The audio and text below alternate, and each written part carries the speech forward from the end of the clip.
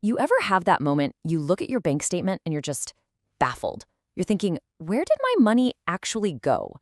We've all been there. It really feels like our financial decisions are being driven by some kind of hidden script. Well, today, we're going to pull back the curtain on that script. We are diving into some really cool research to decode why we really spend our money the way we do. So let's just jump right into the central puzzle, shall we?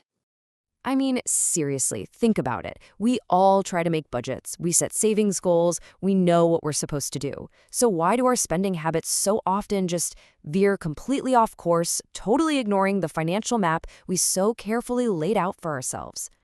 And here's the thing. These aren't just random little quirks. They are totally predictable patterns.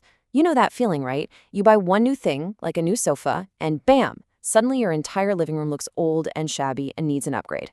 Or how about this? You know money is tight, but you somehow still rationalize buying that expensive coffee. And the big one, stubbornly holding on to a bad investment, just refusing to sell. Well, these are the exact puzzles we're going to piece together today. Okay, so our first clue actually comes from a kind of unlikely place. We're talking 18th century France. And it all revolves around a philosopher who got a new dressing gown as a gift. I know, it sounds simple, but this one little event reveals the first powerful force that messes with our spending. So this philosopher, Denis Diderot, he gets this beautiful scarlet dressing gown. Awesome, right? Well, not exactly. See, the problem was, this new robe was so fancy, it made all his old stuff look like junk. His desk, his chairs, his tapestries, they just didn't vibe with the grand new robe. And this created this unstoppable urge to upgrade everything else just to match it. And that story perfectly illustrates what researchers now call the Diderot effect. It's this powerful, subconscious push we all feel to keep our things consistent. We just want everything to go together, to tell one single coherent story about who we are. And this is basically how that spiral gets started. It all begins with what's called a departure purchase. That's the one new item that doesn't quite fit with everything else you own. Think of it like a loose thread on a sweater. Once you see it, it creates this clash, this feeling of disharmony, and that triggers a buying cascade. You just keep buying more and more things to fix that feeling until you've created a totally new, cohesive lifestyle, a new Diderot unity. But here is where it gets really deep. The research shows this isn't just about making sure your curtains match your rug. It goes way beyond that. We're not just trying to create a consistent home. We are trying to build a consistent self. Our possessions basically become the props and the costumes for the identity we want to have. And the researchers found some incredible examples of this. Like, one woman didn't just decorate her house, she created periods to explore different sides of her personality. Another, a student, bought a dramatic outfit to try on a dark self. And then there was a homemaker who saw a glimpse of a glamorous self in the mirror and started buying things to make that her everyday reality. So you see, that new phone or that new jacket isn't just an object. It's like a ticket to becoming a different version of you. Okay, so the Diderot effect explains the urge to buy things to build an identity. But what gives us the permission to do it, especially when we really can't afford it? Well, that brings us to our second clue. And this one is a paradox that seems to defy all common sense. You'd think that when money gets tight, we'd cut back on the non-essentials, right? I mean, that's just logical. But the research reveals something pretty startling. Feeling financially constrained can actually make us spend more on the wants, not the needs. And this isn't some small, insignificant effect. One poll found that for adults who have credit card debt, almost a third of them, 32%, said discretionary spending was the main cause. That's a higher number than those who blamed it on necessary purchases.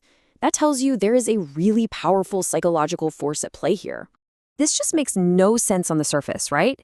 If you're worried about next month's rent, why in the world would you go buy concert tickets? What is the hidden logic here? Well, the answer is something you would probably never expect. It's optimism. Yep. It's our brain's clever but frankly dangerous little trick to make us feel better about a stressful situation. So here's how it works. Feeling broke right now makes us start to imagine a much more prosperous future. We tell ourselves little stories, like, sure, things are tight today, but I'm going to get that raise soon. Or, my situation is bound to improve. That imagined future wealth basically acts like a green light for our present-day self to spend money that we don't actually have. All right, now for the final piece of our puzzle. And this one explains not just why we buy, but why we often fail to act. It's why we get stuck holding on to things, even when it's hurting us financially. This concept is called loss aversion, and it is one of the most powerful biases in behavioral economics. In really simple terms, our brains are wired to hate losing, way more than we love winning. The sting of losing $100 feels about twice as bad as the joy of finding $100. And this visual just makes it crystal clear. The joy you get from a gain is nice, sure, but the pain from an equivalent loss is just overwhelming. And this is why we get paralyzed. It's why we hold on to that stock that's been tanking for months. Selling it would make the loss real, and our brains will do almost anything to avoid that pain, even if it means losing more money in the long run. So how do you fight back against such a powerful instinct? Well, the key is to detach emotionally. Try to look at your investments with fresh eyes. Ask yourself, if I had this money as cash in my hand today, would I still buy the stock? It's a simple question that removes past decisions from the equation. Also, focus on your big, long-term goals. That helps shrink the importance of any short-term pain. And maybe most importantly, talk to someone who isn't emotionally invested. Their objective view can cut right through your fear. Okay, so we've gathered all our clues. Let's put the pieces together now and see how these three hidden forces work together to drive our seemingly illogical money habits. So here is how it all connects. The Diderot effect creates the initial desire, that spark to buy more stuff to fit a new identity. Then, the scarcity paradox comes along and provides the justification. That's the optimistic voice in your head saying, it's okay, you can afford it later. And finally, loss aversion creates the inertia. That's the fear that keeps us from selling off the old stuff or from correcting a bad financial move. Together, they form this incredibly powerful psychological trio. And that's really the whole key here. You can't fight an enemy you can't even see.